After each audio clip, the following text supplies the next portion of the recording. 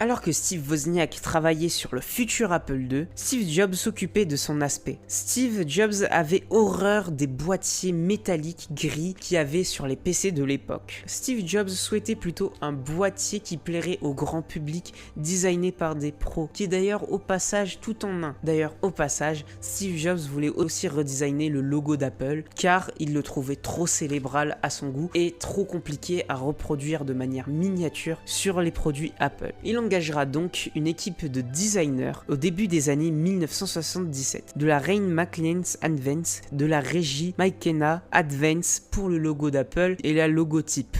Ce sera aussi eux, au passage, qui feront la toute première publicité d'Apple. Le logo à la pomme d'Apple sera lui le fruit de Rob Janoff, qui lui ajoutera d'ailleurs aussi, au passage, des couleurs pour témoigner la capacité à l'Apple II d'afficher la couleur. Il ajoutera aussi une morsure sur le côté